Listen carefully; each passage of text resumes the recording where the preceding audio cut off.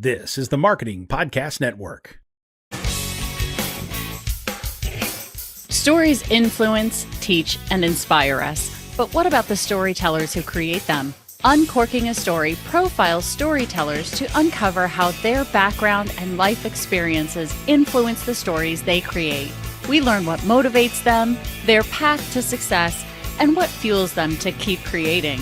It all starts by asking one simple question: where does your story begin? Welcome to Uncorking a Story.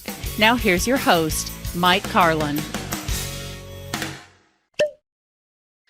Hello and welcome to Uncorking a Story. I'm your host, Mike Carlin. Today, I'm pleased to introduce you to Robert Kerbeck. Robert is the founder of the Malibu Writers Circle and a three-time Pushcart Prize nominee. His essays and short stories have been featured in numerous magazines and literary journals, including Narratively, Los Angeles Magazine, and Shondaland. One of his stories was adapted into the award-winning film Reconnected, which has appeared at film festivals worldwide. A lifetime member of the Actors Studio, Robert has worked extensively in theater, film, and television, appearing in lead roles in major shows and earning several awards. He joins me from Malibu, California today to talk about his career and his new memoir, Ruse, Lying the American Dream from Hollywood to Wall Street, which provides a look into his career as a corporate spy. Welcome to Uncorking a Story, Robert.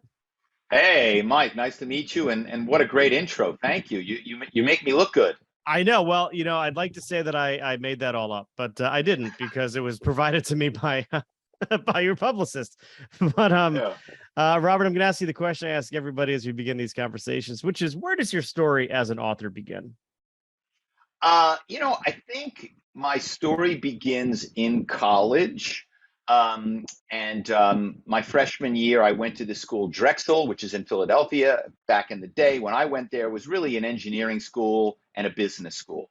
And I had this professor who was moonlighting there. He taught at the University of Pennsylvania, which was across the street. And I wrote an essay in this class, freshman English. Everybody had to take freshman English. And he said, "What the hell are you doing at this school?" And I'd been wondering the same thing. And that teacher changed my life, because I had been unhappy at the school. It just wasn't a good fit for me. And because of his encouragement, and then he did more than encourage me. He actually wrote a letter of recommendation, and I ended up transferring to Penn, where I became an English major, started doing theater, and that took me on this crazy journey, which now, after many, many different careers, has pivoted back to writing books, which is where I started, many years ago. So well, I think what I love about that story is the idea that, it's never too late to course correct. So I course corrected as a young person then, and now I've course corrected later in life after my career as a corporate spy blew up, and we'll talk about that, and came back to writing. So, for all your listeners, man, do what you want to do. It's never too late to do it. So we owe so much to our teachers, because I've had so many people say, I mean, you had a college professor who, had this impact in your life. I have people go back as far as like first and second grade who say, Mrs. So-and-so in the third grade, saw something in me. And it was just that little bit of encouragement that really set them on a path, later off in life, that now they make careers as writers and journalists and stuff like that. But where did you grow up? So I grew up in the Philadelphia area, and the Kerbeck name is very well known in the Philadelphia area in the automobile business. My great-grandfather sold horse carriages before automobiles were invented. My grandfather took over that dealership. My father took over that dealership, and I was supposed to take over that dealership. But in college, I fell in love with acting, really wanted to move to New York to try my hand, but I didn't know anybody that had been an actor. It was too scary. So when I graduated, I went to work for my father in the car business, and just didn't feel right for me, kind of the trickery of sales, car sales. It just didn't feel right, which of course is kind of ironic that I stumble into a career as a corporate spy, which ended up being far more dishonest than car sales. Yeah.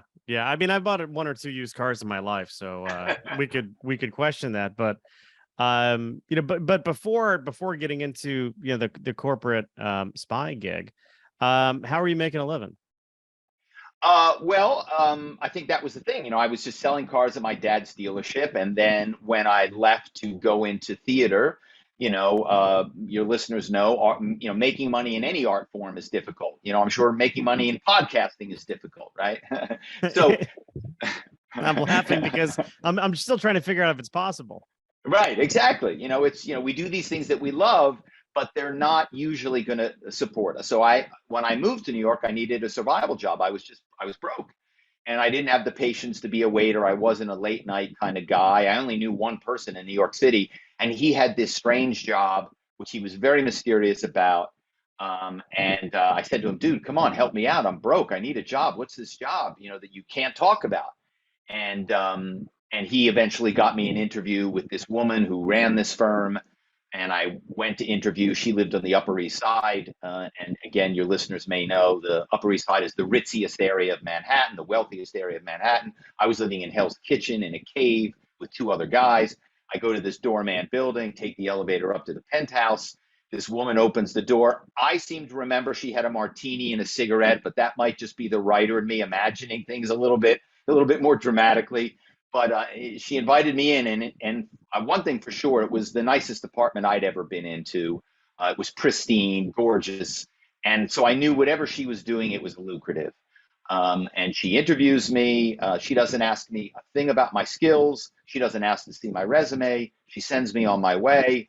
My buddy calls me and says, "You got the job, but don't get too excited because she hires everyone because no one is able to do this job." So your wheels must have been turning, being like, well, what the heck did I just get hired to do? Because it doesn't sound like there was a lot of detail or a written job description. Nothing. No, they weren't advertising for corporate spies in the back then in the yellow pages, or today on the internet. Even though there's still plenty of corporate spies out there, it's not something you really advertise. And so the next day, I was sent for training. Now I go out to Brooklyn. And this is back in the day, kind of early 90s, crack epidemic is still, a big issue. So Brooklyn is not the area with hipsters with beards and coffee shops that it is today, right? It was rough and dangerous. And I go to this building, take the fourth floor, walk up to this apartment, knock on the door. This beautiful young woman opens it. She's got a bit of an Irish accent. She says, "Come on in, you'll work in my bedroom." And now I'm really going like, what the hell have I gotten myself into? What is going on? I was single, so I was like, well, hey, let's see what happens here. And she takes me into her bedroom. There's a futon on the ground. There's a desk. She says, sits me down at the desk, and she begins to explain that what we do is we use our acting talents. We create personalities, voices, personas, accents, to call and trick people at major corporations into revealing secrets and private information that they should never, ever tell us. And that was my apprenticeship as a corporate spy. Yeah, so this is like the days before like phishing was a thing, right? The day before, like, now I'm sure, a lot of it is done through sort of cyber webs or something like that. But right. When you realized that this is what you got into, were you excited? Were you nervous? Like, what was what light bulb went off in your head?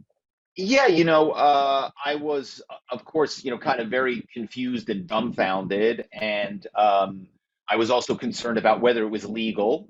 I kind of at the time rationalized it in that we were calling back then, for the most part, Wall Street firms. Major Wall Street firms, and we were getting information from them. And I kind of rationalized it like, well, boo-hoo for Goldman Sachs or JP Morgan, like they're making billions of dollars.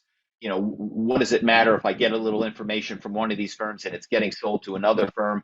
A lot of the information we were getting, because again, this is the era before LinkedIn. So a lot of the information we were getting was who worked at firms and who were the best people at those firms, who were the rock stars. And so I rationalized that, well, these people are getting calls, we're getting these organizational charts, and now these people are getting calls from other firms, being offered jobs, getting paid more money. And that was kind of how I rationalized, the lying and deception that we were using to get the information. Right. So it's almost like a victimless crime in your mind, right? I mean, it's, who's getting hurt? These people who are getting these phone calls, they might be getting better jobs, And it's not like you're involved in insider trading, although I don't want to make that assumption, but it's not like, you're Michael, you're buying Endicott steel and trying to short something or trying to Right. move Yeah. Yeah. markets Yeah. or Yeah. something, Yeah. right? Yeah. And by the way, that's a really astute point you just made, is that there were times where we did learn information about deals that were about to go down, mergers, all kinds of crazy stuff. And that was a line we drew. I knew that early on. I'm like, the kind of the rusing stuff that we were doing was definitely borderline, but insider trading was straight up illegal. And I also knew that, remember, even Martha Stewart went to jail for insider trading. So bottom line, it doesn't matter who you are. If you insider trade and you get caught, you're going to go to jail. And Right. I did not want that. So yeah, so that was a line that we drew. I also, wasn't going to use my rusing in my personal life. It was kind of like a superpower that I could call and do these accents and create these personalities and stories, which I call ruses. I wasn't going to use that in my personal life for obvious reasons. I wanted to be a good person, an ethical person, with the exception of this crazy job. Yeah, I mean, you could have become like a master pickup artist or something like that with that. You know what I mean? Like, there are whole books about. I think one of them was called The Game. I remember. I can't remember the author's name, but he had a whole thing going about using ruses to kind of pick up women. But when I think of corporate spies, I mean, I spent a fair amount of time in corporate America working for like MasterCard, Unilever. I think of people dumpster diving. I think of like people like getting invited to focus groups that they're not supposed to be in. But what's an example of a ruse that you might have done as a corporate spy? Yeah. So we, in the beginning, we did go out sometimes in person, and we did go to cocktail parties. We did go to bars. We did go to conferences. But what we learned very quickly was we actually got far more information, and usually it was easier to obtain over the telephone. We were using the anonymity of the telephone to our advantage, right? And remember, these corporations, even back in the day, are huge. They have offices all over the world, So I could be, oh, this is Gerhard calling from the office in Frankfurt. We have the European Union regulators here, and we need a little information from the States, right? And so all of a sudden, the guy on the other end of the phone is going, "Oh my gosh, hey, I got somebody in the Frankfurt. Oh, hey, Gerhard. Hey, wow, hey, great to meet you, man. What's going on over?" And so you create this friendship. I call them telephone buddies. And so people were willing to tell us anything and everything, even if many times it made no sense why somebody in Germany was calling for this information. And that was the crazy thing about the job. The more outlandish the ruse, right, the more believable we became. So, for example, in that scenario, I would be calling from the compliance department. This is Gerhard in the compliance department, and they're like, "Oh, we're meeting with the European Union. We're in Brussels. We're in trouble. There's a crisis. Help me out." And so we get some information. Well, all of a sudden, I'm asking all kinds of stuff about the States, and every once in a while, somebody would go, "Wait a second. You're in Brussels, and you say you need it, but why do you need all this information?" And oh, that's what the European Union requires. When they say jump, we say how high. And so we would utilize things like compliance, human resources. We would use these things to kind of, almost like a bit of a cudgel to basically convince people that they had to help us, that it was an emergency. And all your listeners, when they get those emails of today, those texts of today, phishing, there's always an element of urgency, right? There's always an emergency. If you don't do this right now, you're going to lose your money. If you don't do this right now, the hack is going to wipe your, and that's what we were also utilizing. We were utilizing that this is an emergency. We're on the same team. You're a good corporate teammate. Help me out. And I'm here to tell you, 99% of the time, people did. Yeah, and I mean, it's hard to deny a German, with a sense of urgency. You know what I mean? It's like, I know. And it's funny because every once in a while, I have a lot of people, and German people say your accent's really good. And then every once in a while I have somebody say my accent is bad. Do you know how many times people said 9 to Gerhardt and turned me down for information? 0, never. Because what are the odds that someone's calling you from, and of course I would do my homework. I would know the name of somebody in the office in Germany, whether it was Berlin or Frankfurt. I would know what their real name was because we were impersonating real people, which is where kind of the legality, the dicey part comes in. So they would, even if they looked you up on the internal system, they would see, well, there is a Gerhardt in the Frankfurt office, and maybe he wasn't in compliance, maybe he was in, and they go, well, on the directory it says you're in marketing, and then I would say, yeah, heads of marketing for also compliance, right? And they go, oh, okay, sure, no problem, right? And so, yeah, nobody's thinking that someone is going to put on a German accent to call and get information. Right. Right. And if you ended with, and I'm going to pump you up, it's probably, not, then you're just, I'll be back. Yeah, I'll be back. Get to the chopper. Yeah. We could spend the whole podcast just riffing on Arnold Schwarzenegger's crazy Austrian accent. I know. And I do terrible accents, but my accents are like, other people imitating other people. It's like Kevin Nealon doing Dana Carvey doing Arnold Schwarzenegger. There's multiple layers. Right. So what? So how long are you in this gig for? We started, in the 90s, and we're doing this gig, and it's just a survival job. It's pretty funny when I think about it now. We were getting paid $8 an hour, right? So we're getting paid $8 an hour. And at one point we met with an attorney because, we were young people. We were nervous about, boy, are we going to get in trouble for this? And the attorney said, well, it's what you're doing is in the gray, the dark gray. And he said, look, I can't tell you that, you couldn't get arrested. I can't tell you, there's no case law on this type of corporate spying, So we were nervous, but we continued, we just tried to kind of be sensitive and, kind of our big thing is when I would call you and try to get information from you, I would do it in a way that you never even knew you had been rused. You would never even know that I had just hacked you, right? And you'd get off the call and you go, man, I just had the greatest call with a guy in our German, and that's how most of our calls went because we were good at our job. And so for a long time, I was doing the job, getting paid $8 an hour, and I wasn't too bummed out about that because I was beginning to work as an actor. And one of the things in my book Ruse is it's kind of two books. It's obviously corporate spying, but it also details my acting career and these crazy encounters I had with dating J-Lo, working with O.J. Simpson the week before he became America's most infamous murderer, getting hit on by Kevin Spacey, drinking with Paul Newman, peeing next to Al Pacino, like all of these insane stories are part of the book because I was working as an actor, right? And I kept thinking, this job's going to go away. This job's going to go away. I'm not going to need it. I'm making money as an actor. And then the opposite happened. I booked a whole bunch of pilots, and not one of them got picked up to go to series. And then all of a sudden I was in my early 30s, and in Hollywood, that means you're 62. And all of a sudden my career for the first time waned. And that was the moment where I kind of went deeper into the spying. And this is the run up to the crash of 2008, where everything was go, go, go.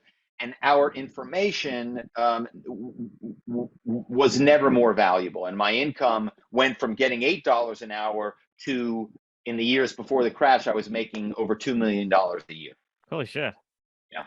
So at some point you have a negotiation with the woman on the Upper East Side. And what do you say? I got to make more, or like what was? Yeah. I mean, yeah. Well, me and my buddy Pax, the guy that got me the job, we went in one year and we went in together for a raise, and she was furious that we came in together, furious, as if we were trying to start a corporate spying union or something, right? And she was so angry, and she said, you know what? I'm so angry. I don't even want to give you a raise, but I'm going to give you $1 an hour because I'm a good person, or something like that. And she literally raised this to $9 an hour. And that was when I realized she was never going to pay us what we were worth. We were making her, oodles and oodles of money. And in the book, I detail how people started to find me. and people started to hear about my work, and all of a sudden corporations were contacting me directly. And then at a certain point I stopped working for her and went out on my own. And then I eventually created my own firm and trained spies, some of whom are still spying today. So that's what happened. Got it. See, because I was thinking, if you're talking about that dark gray area, at the time, if law enforcement was going to come after somebody, I mean, you would just be a way to get to the woman on the Upper East Side, I imagine. Like it's not like they're going to be coming after you specifically. But did you feel nervous when you were now at the head of the spear, I guess? Yeah, and we had, and again, I detail this in the book. At one point, Pax and I were hunted by nearly every major authority that there is, the FBI, the Secret Service, the U.S. Marshals. And what had happened was, at the time, they were searching for this guy that was the world's most famous hacker. And they thought this guy was trying to shut down the internet, which at the time was just becoming commercially accessible and viable.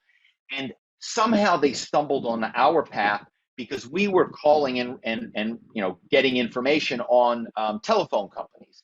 And he was hacking into those same telephone companies. So they were recording all their calls. They were doing all this stuff. So all of a sudden we called in getting information about their plans or their employees or whatever. We weren't trying to shut their systems down. But all of a sudden, because they couldn't find this hacker guy, they came after us.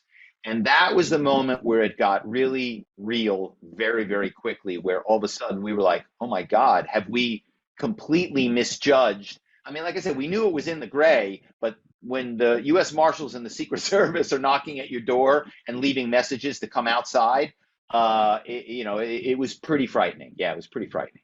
Yeah. So I don't want to give away the ending. I don't think we should give away the ending of the book, but I mean, are you out of it now? Is this in the rearview mirror for you? Okay. Yeah. No, I mean, I needed to wait to write the book for the statute of limitations to run out on any potential crimes. And that has run out now, and I've been out of it long enough now that I can tell kind of all the stories. In the book, I do change the names of the corporations because even though the stories are all true and the book is all true, and my publisher kind of made me prove a lot of that stuff, and I showed them documents and all kinds of emails, so they knew the book was true. But at the end of the day, these firms have armies of attorneys on staff, and they could just sue me just to be difficult and put me through the ringer.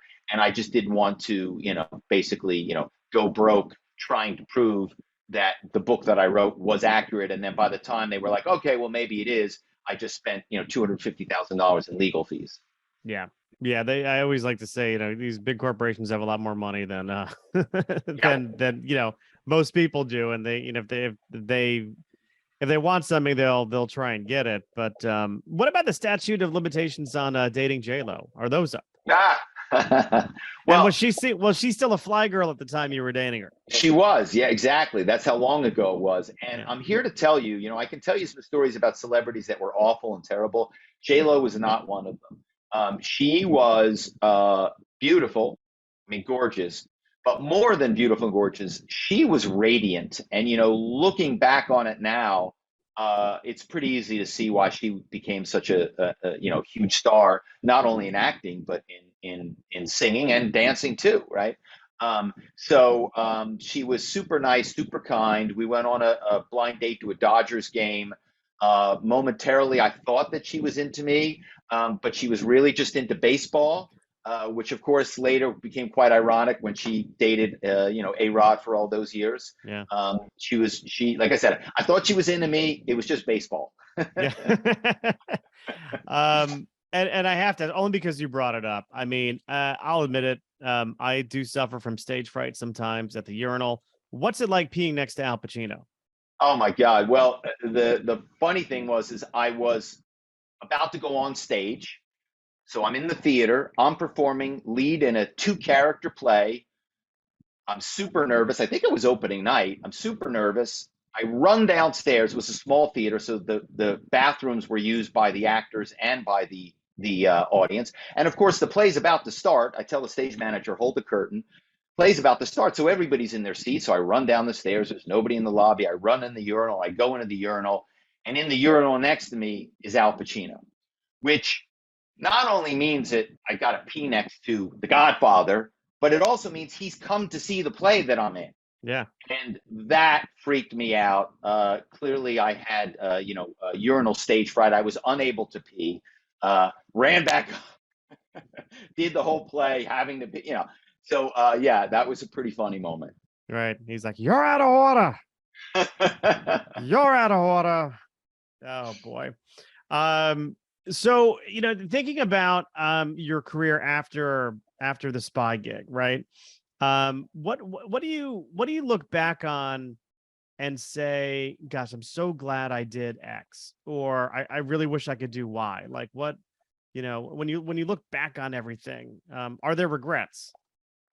Well, look, I say I'm not proud of what I did, and I certainly would not recommend a career in corporate spying to any of your listeners. Though I will tell you there's plenty of work. So if any of your listeners are looking to pivot to a lucrative new career, go to my website, robertkerbeck.com, email me, I'll hook you up. There you Because go. corporations are dying for spies. One of the biggest surprises about writing this book was how many emails I got from corporations after I wrote the book saying, "Hey, Robert, we read your book. We're looking for a spy. Can you do some work for us?" And I have to write back. I'm like, don't you realize that I've outed myself as a spy? Like, I wouldn't be a very smart spy if I outed myself and then went back into spying. Like, I put a target on my back. Yeah. But I think in terms of your first question, after the crash of 2008, I took a job in corporate America because I had a mortgage, I had bills to pay. There was nobody was paying for corporate spying because corporations were just trying not to go under, right? They weren't spying on their competitor because everybody was just trying in survival mode. And I took a job in corporate America. I worked for a major executive recruiting firm, a headhunting firm out of Hong Kong, and what was shocking to me in that experience was that here I am lying on the phone. Here I am, rusing people. And the lying done in corporate America, face to face, was far worse, in my humble opinion, than the lying that I'd been doing on the phone. So here were people that I thought we were friends, or at least we were, teammates, and people were constantly stabbing you in the back, lying to you. And so I do hope some of your listeners will buy a copy of Ruse. And if they're reading Ruse and they're seeing me trick people and they're getting mad at me, don't worry, hang in there a couple more pages, because pretty soon I'm going to be the victim of all the rusing. I'm going to be the sucker. And I definitely get my comeuppance in the book. And when the job blew up, they fired me. They told me they were going to pay me all these bonuses. They never paid me 10 cents. I was so sad that I sat down one day and I wrote a suicide note, except it wasn't me writing as Robert writing the suicide note. It was this character that came through me, even though the depression was completely real. And so I wrote this thing, and it turned into this short story, and I showed it to an actor friend, and he said, "This is really good. You should write a book." And so I wrote a book with this character in it, and I'm here to tell you that the book was terrible, but there was something about it that was completely true. There was something about the character, the situation that was fun, that was poignant, but the writing was rough. And so I resolved to improve my prose. And I started going to writing conferences. I started the Malibu Writers Circle, which is a writing group. And that's the thing that I'm most proud of, like looking back, is that, I took that adversity and turned it around. And now I'm writing, I've written 2 books. My first book, Malibu Burning, won a number of national and international book awards. Ruse is in development for a TV series. I've had, many, many articles published in magazines, short stories in magazines. I've written plays that have been produced in New York, screenplays. And all of that came out of the desperation of a suicide note, even if it was a fictional suicide note. What a great turnaround that is, right? And that's, I think, for all the listeners, is that you can turn around your life right now, today, and do anything you want to do within reason, right? Maybe you're not going to play in the NBA, but you could get a job working in the NBA, right? You could get a job writing about the NBA. You could get pretty close to your love without maybe it being spot on. And so that's something that I hope people take away from reading, Ruse. And one thing that you didn't mention in response to my terrible question, because I asked three different questions in the same breath, was expressing any regret not making it in the automobile business. No, that's a great question. It's funny. I think about that now because my Eagles, I'm, from Philadelphia. My Eagles are 6-0, right? And so I'm like, well, you know what? If I was still part of the Kerbeck car business, I'd have season tickets to the Eagles, and I'd be going to all those games. So that would be I guess the only regret that I would have. But no, the car business wasn't for me. I really wanted to pursue art, and for obviously for many years it was acting. And now it's writing, and I'm so glad. The acting, I started acting in New York, but then I moved to LA, and now I live in Malibu, which is not not such a shabby place to live. So yeah, no, it worked out. It all worked out. What's the poster right behind your head? Oh, that's a poster for Reconnected, which was it was a short story that I wrote. And then this woman reached out. She read the short story, and turned out she was a director in Hollywood. And she said, "Hey, can I make a movie out of it?" And I said, "Sure." And I thought it was like Hollywood BS. It was such a out of the blue, And so, but she, we co-wrote the screenplay, and she got everything together, and we're getting ready to do casting. And I said, "Hey, my kid is into acting, and there's a part of it, the Reconnected is about a father and a son." And I said, could I based the character on my son. Could he read for the part in Reconnected? She said, "Sure." And so he read, and she said, I think he'd be fantastic. But the only condition I have is that if your son plays this part in the movie, you have to play the father." And I was like, whoa, whoa, whoa. I hadn't acted in over 10 years, and I didn't want to ruin my own movie, And I said, no, no, no, no, no, no, no, no, no. But she was insistent, and my child was insistent. And so I ended up acting in the movie, and it was an incredible experience to act with your own kid. Frustrating at times because wouldn't listen to a word I said. But anyway, but we had a really great little movie. We had Barbara Bain. Some people may remember the original Mission Impossible show. Barbara played Cinnamon. I forget what Cinnamon's last name was, but she was the female lead. And she won I didn't know this until I worked with Barbara. She won the Emmy Award 3 years in a row in the late 60s, which I think wasn't replicated until maybe Julia Louis-Dreyfus did it for maybe Veep. So she, Barbara Bain, incredible actress. And it was just an amazing experience. Well, I always like to end with a few questions that I ask everybody, starting off with, and these are all designed, you said you're a lifetime member of the Actors Studio. James Lipton had those questions, right, that he always asks at the end. This is the podcast version of it. So when you were growing up, Robert, what were some of your favorite TV shows? Well, Batman, I guess, Star Trek, I was honored. I got to be on Star Trek. I did an episode of Deep Space Nine. And so that was like a childhood dream, like, wow, Captain Kirk and Mr. Spock and all of those. And here I am on, a later version. So that was a really cool thing. So I think those would be the two shows that made the most impact on me as a little kid. I love that original series. My brother and I would watch it. I mean, in replays, but It was so good. But was Deep Space Nine, was that the one with Scott Bakula? Which one was? Who was the captain on Deep Space Nine? Avery Brooks. Brooks was the captain on that one. And I don't know that I was I like Deep Space Nine. I think I like Next Generation more than Deep Space Nine, but it's still, there's some great episodes. All right. And then how about music? What did you listen to growing up? Well, I'm gonna be really honest, because I was a huge fan of early Genesis, so Peter Gabriel era Genesis. Yeah.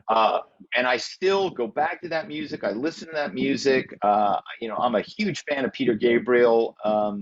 Not so much of later Genesis. So yeah, I would say that was my band. Even though they were kind of even before my time, I got turned on to them after Peter Gabriel was long had gone from the band. But I just think that the music they made was really, really special music. Oh, it was much more progressive in the 70s than it was, than what it became in the 80s, Right, when it right, became, very poppy. right. And something I love to say, because people are like, oh, Genesis, whatever, and I say, name me, because there are only two of them. Name me. There are two bands that after the band broke up, two members went on to have #1 solo records. Name the two bands. The first, well, I mean, you're going to get them because the first one is easy, and the second one we're talking about, right? Right. Oh boy. The Eagles? No, Hmm. go bigger than the Eagles. Bigger than the Eagles. Yeah, biggest band ever. Biggest band ever. Not Rolling Stones. Go bigger, bigger than the Rolling Stones. Not the Who. Not the bigger than the Who and the Rolling Stones. You're right there. Bigger than the Who and the Rolling Stones. You ready? The Slaughtered Gummy Bears, which was a band I made up in high school. But go ahead. The Beatles. Oh shit. Yeah, of course, right. How did if you gave me one more minute, Robert? Well, More look, minute. right. So the Beatles, obviously, I think all three members had #1 records: Paul, John, and George. I mean, hell, Ringo. No, I don't think Ringo. Anyway, but yeah, so Genesis and the Beatles are the only bands that after they broke up, so Phil Collins had a #1 record and Peter Gabriel had a #1 record. And that's kind of, when people kind of are like, oh, Genesis, blah, blah, and I go, well, they're right up there with the Beatles in terms of the talent that was in that group. Right. And I guess we're not counting any of those Kiss solo records from the 70s when Ace Frehley did, Back in the New York Groove or anything like that. Yeah, I don't think so. For just to give my wife credit, she is screaming. She's like, I got it. So she was apparently sitting at our kitchen table saying that she got the nice work. Nice work. We'll give Nicole that one. What did you learn about yourself during the writing process for Ruse? Man, that's a great question. I think what I learned is what a ride. Like what a crazy ride I had. I mean, there were just these, like what are the odds you work with O.J. Simpson on this exercise video and live to tell about it? Sorry. Live to tell about it. The week before, he murders these two people, then the exercise video is subpoenaed in his trial. And then later on, I mean, OJ never left my life.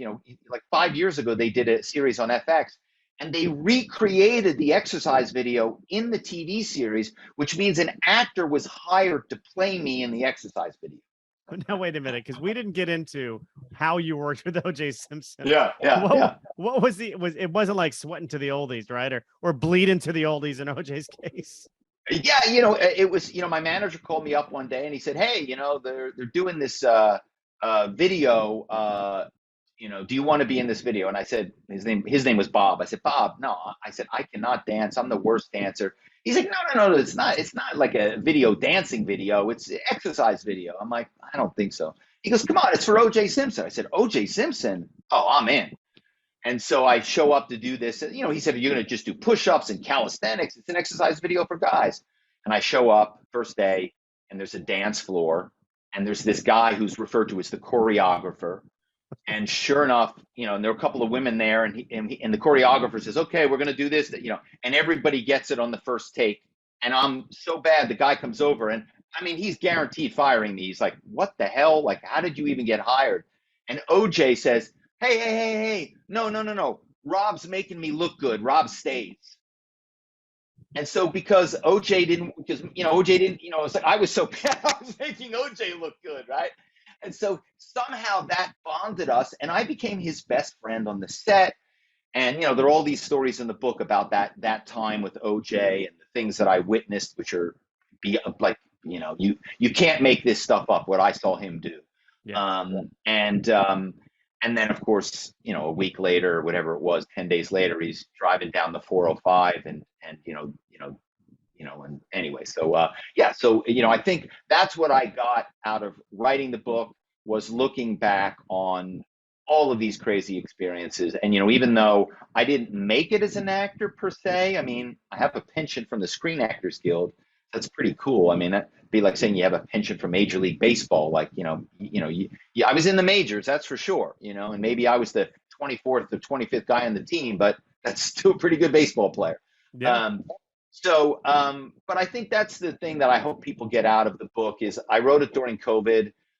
So I wanted to write something that was fun.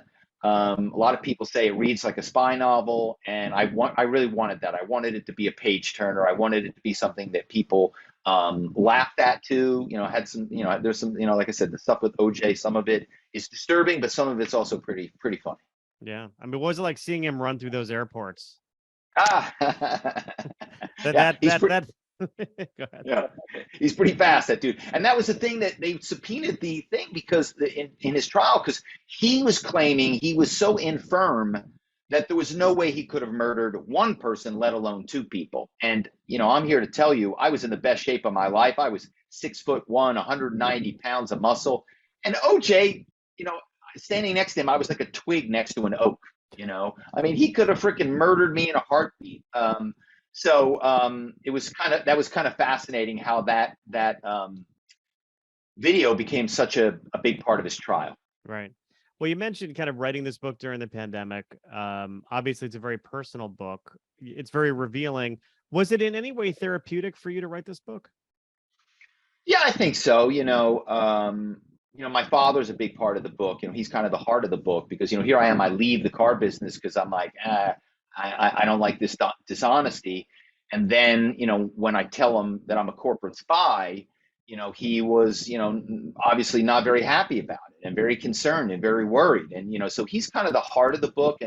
And my father is, not with us anymore. And so, writing about my father and kind of bringing him back to life was really cool. And I don't want to get too far down the road, but, Ruse is very far down the line in terms of a development for a TV series.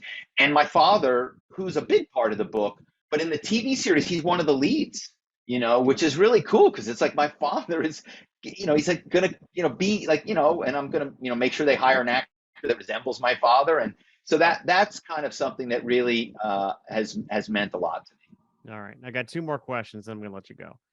One is more serious than the other. I'm gonna lead with the less serious question. What was it like, Robert, killing George Clooney? Yeah, that was cool because so I get brought on the show Sisters because George had a recurring part, and I'm brought on there to blow him up, which I did quite successfully. And so he's dead, but his ghost comes back in the episode and is trying to haunt me and get me, so that I'm caught for his murder. And so I got to spend a lot of time with George on the set, and he was explaining to me that the reason I was killing him was that he was about to do this new series, which no one has ever heard of, called ER. And he was talking about, and he took me to the ER set when this is all in the book, and he took me to the set and he was bemoaning how bad his career was. He had done 6 pilots. Earlier I said I did 4, they didn't get picked up. He had done 6, none of them had been picked up. So this was his 7th. And he was basically saying whatever show he got hired in, he was the kiss of death. It never made it. It never went anywhere. He was no kid. And, he was like going on. And this was during our lunch break and we didn't get a lot of time for lunch. And in my head, I'm like, dude, stop your freaking belly aching. I'm hungry. I got to go over to the commissary and get some food, and meanwhile, George Clooney is boo-hoo, my career, boo-hoo, I'm getting old, which of course is pretty hilarious knowing what happened to Mr. Clooney. Sure. I mean, he did do the Facts of Life. Let's not forget that. Yeah. So he did have that under his belt. But I think wasn't he? But I think he was recurring on that. I don't. Oh yeah, it was recurring. It was not. Yeah. Permanent. Yeah. Yeah, he wasn't. Right. And the recurring actors just. Your audience may find it interesting. The recurring actors never make the same money that the series regulars make. And that's why being a series regular is usually what vaulted you up and gave you like a real sustainable career, as opposed to you're a guest spot or you're a recurring spot. Those, because I did those, and those aren't quite enough to really get you to the place where you really have a career that's going to last for 20, 30, 40 years. So he thought he was the Ted McGinley of that era. Is yeah. what it sounds like. I think so. Yes. There you go. And I did promise one serious question, which is, if you could go back in time, Robert, if you get into your DeLorean, right, hit 88 miles an hour, go back in time, what words of advice, if any, would you give your younger self? I would just say to not be so intense. not take things so seriously, just to lighten up a little bit. The proverbial angry young man. I mean, look, and part of it is, young people have hormones, right? And it makes them, more intense. It makes them more passionate. It makes them more emotional, right? So a certain part of that is inevitable with young people. And of course, as you get older, that's part of the point of getting older, is you become wiser, right? But that would be the one thing I would say. And then when he didn't listen to me, I'd probably have to hit him once or twice, just to make that point. Oh, very good. Well, the actor is Robert Kerbeck. The book is Ruse, Lying the American Dream from Hollywood to Wall Street, almost at living, but you did live it as well. Yeah. Robert, I imagine this book is available wherever books are sold. It is, yeah. And if you want, people can go to my website, order it right from my website, robertkerbeck.com. You can see the book trailer for Ruse, which is pretty cool because you can kind of get a sense of what the TV show might be like. And there's a lot of other stuff you can watch, the Reconnected film, so it's just a kind of a cool thing, robertkerbeck.com. Good. And I assume the show is still is it in development still? I mean, is there a network or a streaming service for it yet? Or? Yeah, so basically we have a showrunner, the production company, all of that stuff is done. And now they're creating what's called the book Bible, which is basically, because we kind of mapped out the whole first year, and now it's basically mapping out what future seasons would look like, because believe it or not, you have to kind of have that stuff before you start, because you don't want to get to some point where you're like, oh, wait a second, we didn't think about this, what's going to happen, so you kind of want to, so I'm new to all this, so I'm learning it, but that's where we are now. So it's pretty far down the road. Yeah, but what's so cool is to see how your career has come really so full circle from kind of wanting, this dream to becoming an actor, then, going into this area of corporate spying to support yourself as an actor, and then having it really just come full circle where now you're on the other side of the camera, you're holding the pen. Yeah, and what's funny is I was an English major first, before I was an actor, so it's really back to the beginning, Yeah. So yeah, no, it really has been a true blessing. I'm really grateful and humbled, and I love to hear from readers. So if any of your listeners pick up the book, they email me right from my website. I'd love to hear what they what they think, and if they have any ideas who should play me in the TV show, that I want to hear, because I don't know the young actors as well as I know the older actors. All right. Well, I will ask my kids, because I'm somewhat clueless, but we've got the name for the episode. You just gave it to me. It's called Back to the Beginning. So there we go. Robert, thank you so much for letting me uncork your story. Oh, thank you, Mike. It was a real pleasure.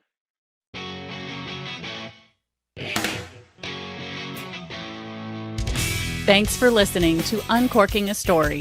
If you'd like more information about today's guest or to find out more about Mike, go to uncorkingastory.com. If you enjoyed the show, please subscribe, rate, and review us at Apple Podcasts, Spotify, or wherever you get your podcasts. Tune in every week to hear Mike Carlin uncork a new story.